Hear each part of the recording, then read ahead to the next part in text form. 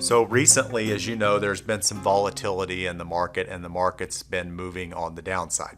Now, it had been moving on the upside for quite some time, but of course, like anything in our human nature, we notice the negative more than we notice the positive, and we give the negative more emphasis.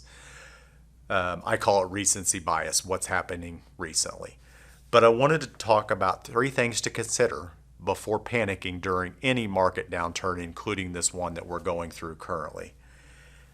Remember, number one, that the indexes have shot up in value recently, say the last few months, maybe the last year or so. And remember that has been, most of that upside has been in just a handful of companies in one sector. And those same stocks now in the same sectors, that concentration is a good part of the reason why the market has had such a big decline recently. So what drove the market up to new highs tends to drive the market down in recent lows. But keep in mind why those companies are coming down in value, or those specific companies and sectors, is investors had very lofty expectations. And when some of those companies don't produce on those lofty expectations, they tend to go down more than the overall market. Second, for most of you, not all, but for most of you, your portfolio may not look at all like the indexes. Obviously, if you're retired, you're anywhere near retirement, you are probably not, and we certainly wouldn't advise that you have all of your money invested in a handful of companies. So maybe it hasn't participated in all the upside of the market, but just remember that you may not need to panic, because your portfolio probably in reality doesn't look a lot like the index that's getting reported on TV that's suffering some of the larger declines. Doesn't mean that it probably hasn't gone down in value.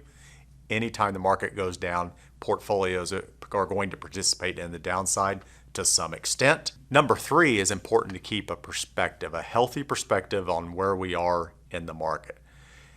Years and years ago, say in the 2008, 2009 crisis, when the market went down 1,000 points, that was literally 6, 7, or 8% plus decline in one day.